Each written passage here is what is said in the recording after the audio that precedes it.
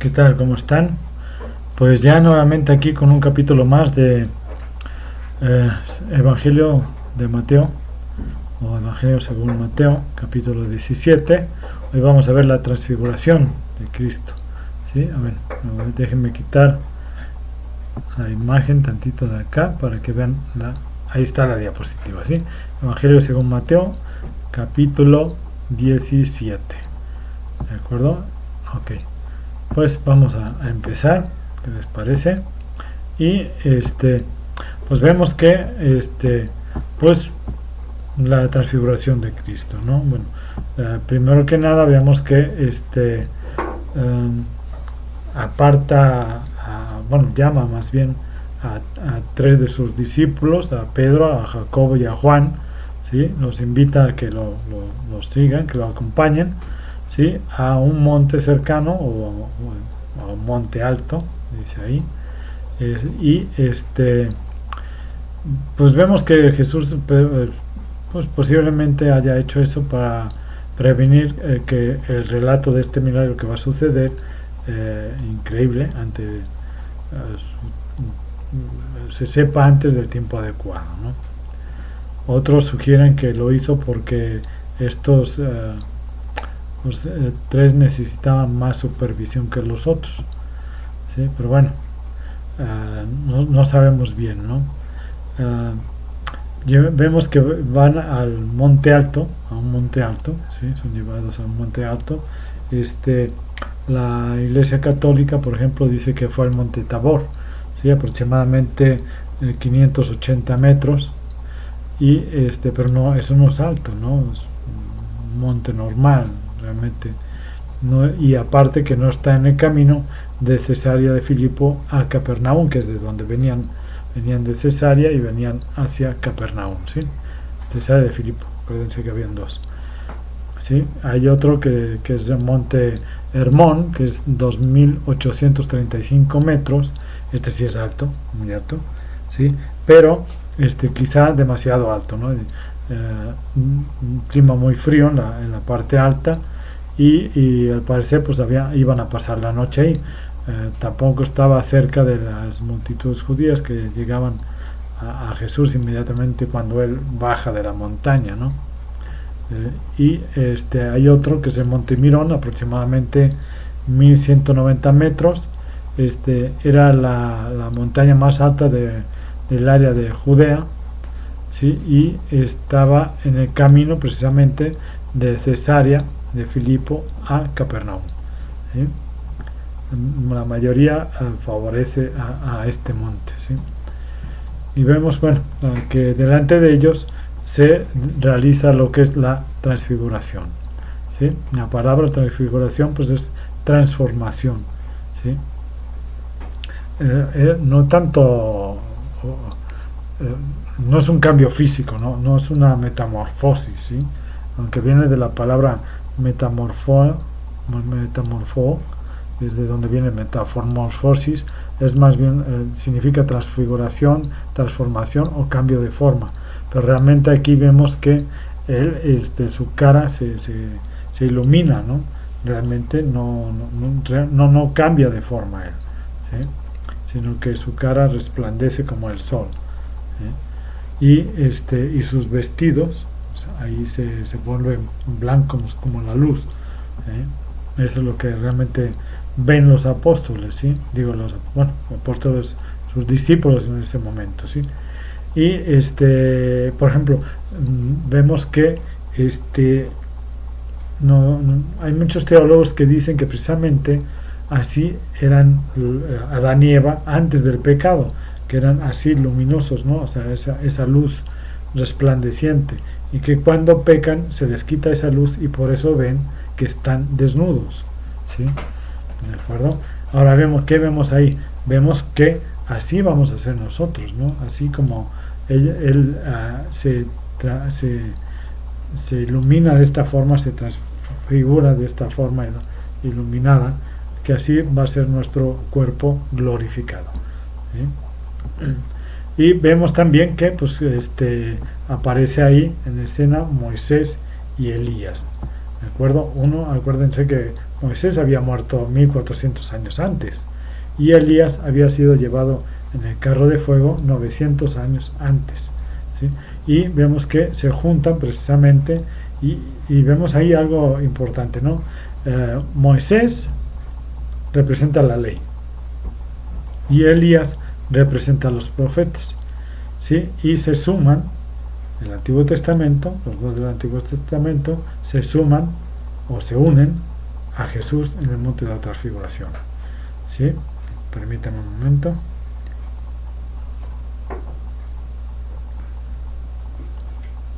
Entonces nos menciona que se ponen a hablar con él. Solo Lucas, en 9:31, nos hace mención de que hablaban de su partida, de lo que iba a pasar en Jerusalén, ¿no? Y posiblemente incluso de la resurrección, ¿no?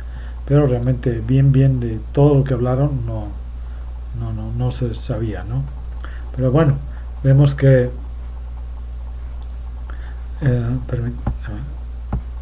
ahí está. Sí, ya me había atrasado un poquito ahí. Sí, vemos que como siempre Pedro empieza a decir cosas que no iban, ¿no?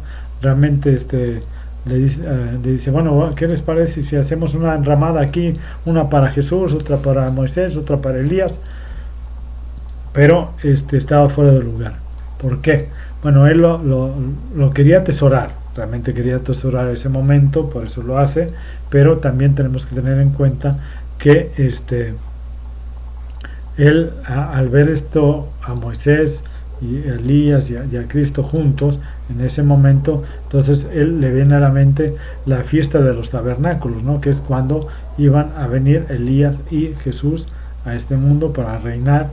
Sí, entonces dice, bueno, ya están aquí, ya van a reinar, ¿no? Pero no.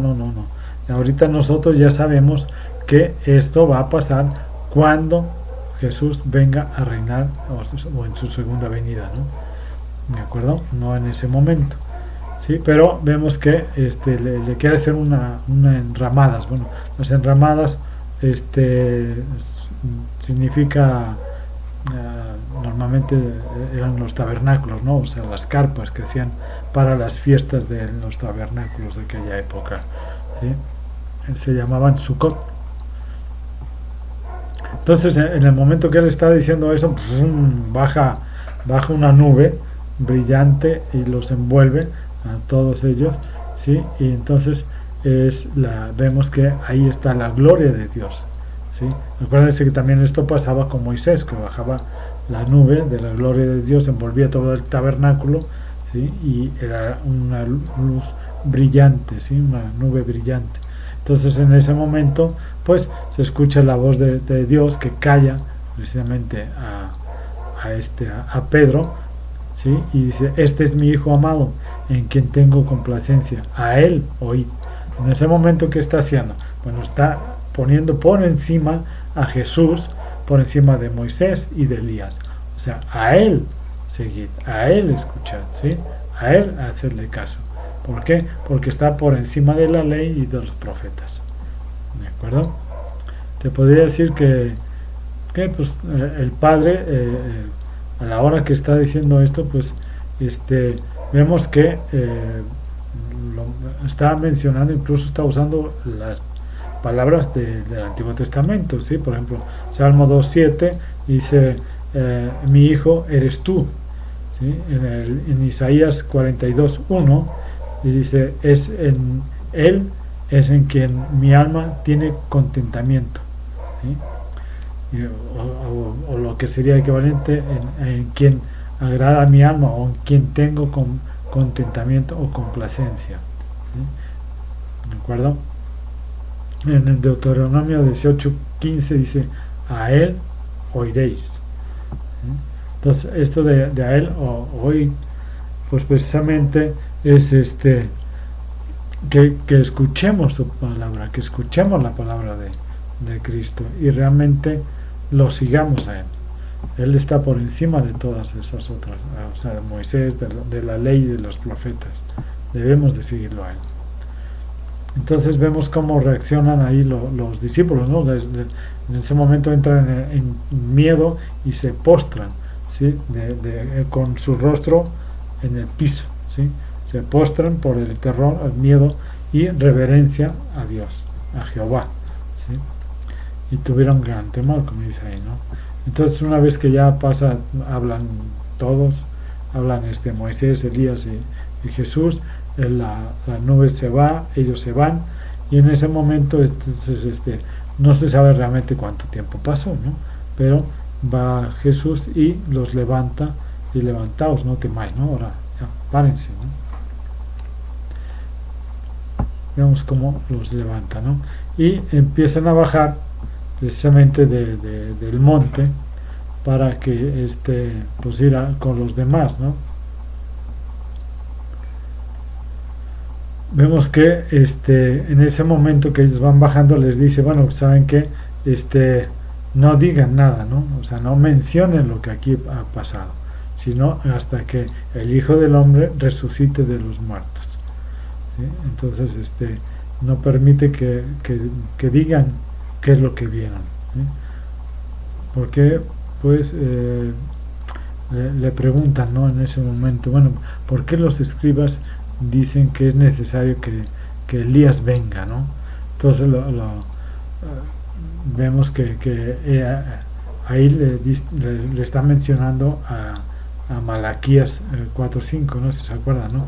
Que dice, y aquí yo os envío a profeta Elías antes que venga el día de Jehová grande y terrible, ¿sí? Pero bueno, ahí él les dice que primero viene Elías y restaura las cosas, eso no sé, Apocalipsis y 11:13, ¿sí? Pero él les comenta que que realmente Elías ya vino, pero no lo vieron. ¿Por qué? Porque no supieron verlo, no supieron no escucharon lo que estaba diciendo. Entonces les dice, pues es que Elías ya vino. ¿A quién se estaba refiriendo? A Juan el Bautista, exactamente. Si no, veamos esto. Elías era notado por el celo que tenía de Dios, un celo completo de Dios. Juan el Bautista también. Elías reprendía audazmente el pecado en los lugares altos, también Juan el Bautista. Elías llamó a los pecadores a la conciliación y arrepentimiento, también Juan el Bautista. Elías traía a multitudes a su ministerio, Juan el Bautista también. Elías atrajo la atención y la furia del rey y su esposa, Juan el Bautista también le pasó lo mismo, ¿sí? Ya guárdese con Herodes. Y Elías era un hombre austero, también Juan el Bautista, cómo vivía, ¿no? Cómo se vestía. Elías huyó al desierto, Juan el Bautista vivía en el desierto. Elías vivió en un tiempo de corrupción y fue usado para restaurar la vida espiritual que estaba fallando. Esto también fue cierto de Juan el Bautista, ¿de acuerdo? Entonces, Juan el Bautista era el Elías que venía antes del Mesías. Pero bueno, sigamos. Vemos cómo Jesús sana a un muchacho lunático, ¿sí? Vemos que llega un hombre ahí suplicándole, ¿no? Que curara a su hijo, porque ya le había llevado con los otros discípulos que estaban ahí, pero que no habían podido sanarlo, ¿no? Entonces le pide que realmente pues que él lo sane, ¿no? Entonces lo sana, ¿sí? Y entonces les dice que no habían que los había llevado ahí, pero que ellos no habían podido, ¿no? Entonces dice, ¿por qué no hemos podido? Bueno, pues es que hay demonios que tienen más poder, ¿no? Que son mucho más fuertes y mucho más resistentes, ¿no? Entonces ustedes por eso no pudieron sacarlo. Pero no solo eso, ¿no? Sino que realmente podemos ver que en ese momento ellos aprenden algo, ¿no? Aprenden algunas cosas que les trajo este fracaso, ¿no? Por ejemplo, les enseñó a no entrar en una rutina de ministerio mecánico, ¿no? Les enseñó a no entrar en una les enseñó la gran autoridad que tenía Jesús y que tiene actualmente. Les enseñó a desear la presencia de Jesús y les enseñó a venir a Jesús con el problema. Esto nos enseña a nosotros lo mismo, ¿no? O sea, no tener un ministerio así todo mecánico, ¿no? Que veamos que Jesús está por encima de todo, es superior a todo, ¿sí? Que deseemos esa presencia de Jesús en nuestras vidas y que cuando tengamos problemas vayamos con él, con Jesús, ¿sí? Entonces les dije, bueno, ¿y por qué? Bueno, primero les sana al muchacho, lo sana, no hay ningún problema. Permítanme adelantar esto, ahí está. Y les dice, oh generación incrédula y perversa, ¿hasta cuándo he de estar con vosotros? ¿Sí? O sea, no se los dice a los discípulos, sino a toda la gente que estaba rodeando al papá y al muchacho, ¿no? Que realmente eran incrédulos, porque si el papá hubiera tenido un poco más de fe, realmente a lo mejor unido con la fe de los discípulos hubieran podido hacer algo, ¿no? Pero toda la gente nada más estaba a la expectativa de saber de qué pasaba, ¿no? A ver que si sí o si no, podrán o no podrán, ¿no? Entonces Jesús reprende al demonio que estaba en él y lo saca, ¿no? Y el muchacho pues se recupera inmediatamente, ¿sí? Ahora los discípulos dicen, bueno, ¿por qué no hemos podido sacarlo, no? ¿Por qué?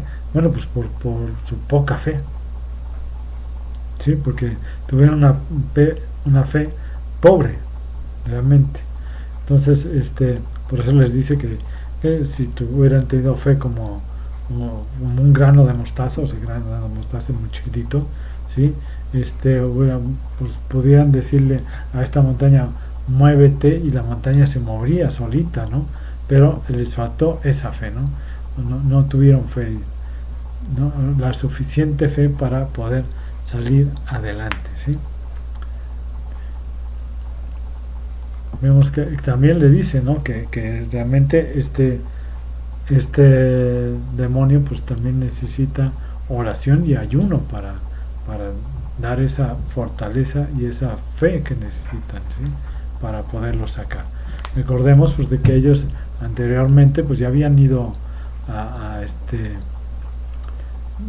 de dos en dos, se acuerdan que los manda de dos en dos y habían podido hacer milagros, sacar demonios, un montón de cosas, ¿no? Pero en este momento no lo habían podido hacer debido a la falta de fe que habían tenido en ese momento.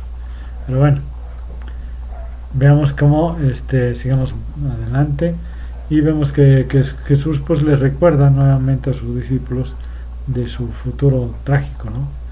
¿Sí? De lo que iba a venir, y que el Hijo del Hombre se había entregado para a los ancianos y que iba a sufrir, que iba a morir y que iba a resucitar, ¿sí?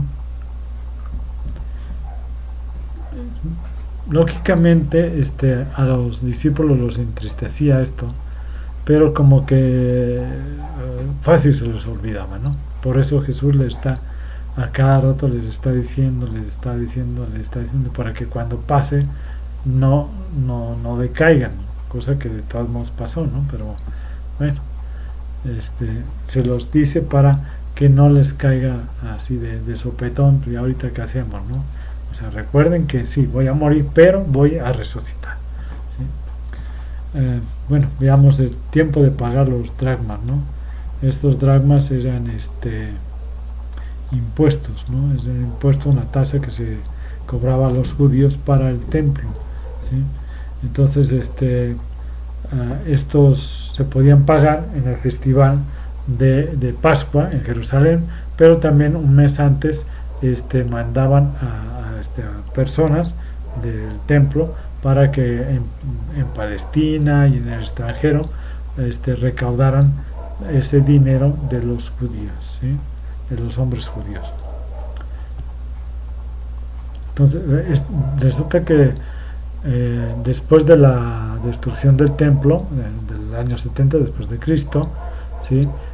Roma desvía este impuesto que cobraban los judíos para el templo y lo manda al templo de Júpiter en Roma, después de lo cual dejó de ser una cuestión de patrimonio o patriotismo y se convirtió en un símbolo de una supresión o de un sustanciosa cantidad que era para un poder pagano, no era para el poder judío, sino para un poder pagano, ¿sí? Los rabinos o sacerdotes estaban exentos de pagar precisamente este impuesto, pero Jesús, pues para no quedar como que él pues, por ser rabino o maestro dejaba de pagar, dice bueno, no hay problema, para que seamos ejemplo vamos a pagar, ¿sí? Entonces le dice a Pedro, ¿no?, que aviente el anzuelo, o sea, una caña de pescar, y que pesque un pez. Para Pedro era algo rebajarlo. ¿Por qué? Porque él era pescador, pero de redes, ¿sí? Aventaba las redes grandes y ahí pescaba un montón. Y en este momento dice, no, ve con tu palito y pesca, ¿no? Un solo pez, ¿sí? Saca ese pez y entonces ve que en la boca del pez ahí viene un shekel, que era una moneda de plata, pero era mucho más valiosa que dos monedas de estas, ¿no? Los dracmas famosos, ¿sí? Entonces se los da a la persona esta y ya les paga, ¿no? Les paga no tanto el de él, o sea, el de Jesús, como el de Pedro, ¿no? Alcanzaba perfectamente para pagar esos dos impuestos, ¿sí? Ahora vemos ahí que realmente lo que está aprobando es la provisión de Dios, ¿no? O sea, que Dios va a proveer lo que él necesita. Entonces por eso no le preocupa. A ver, ve, él ya sabía que cuando Pedro sacara el pez, ahí adentro estaba la provisión del impuesto, ¿sí? Entonces, ¿qué nos enseña? Bueno, que nos enseña que realmente Dios es el que nos provee de todo lo que nosotros necesitamos, ¿sí? Entonces debemos de creer en Dios, que Él nos va a proveer en nuestras necesidades, ¿sí? Recuerden, Cristo es superior a todo. Debemos de buscar a Cristo, llevar nuestros problemas a Cristo, y Él nos sacará de todos estos problemas, ¿sí? Y debemos de confiar en la providencia de Dios, porque Él es el que nos provee de todo lo necesario, ¿sí? Así es que, hermanos, mucha fe y adelante, porque estos tiempos son malos y van a ser peores, ¿sí? La Biblia lo dice, no soy yo, sino que la Biblia nos dice que para que Cristo venga, esto se tiene que poner peor, ¿de acuerdo? Entonces, sigue a Cristo, no te apartes de Él, porque Él es el camino, la verdad y la vida, y si no lo vas con Él, nunca vas a llegar al Padre, ¿de acuerdo? Que Dios los bendiga, que los cuide y que los fortalezca en todo. Hasta luego, hermanos. Sí, que Dios me los bendiga mucho.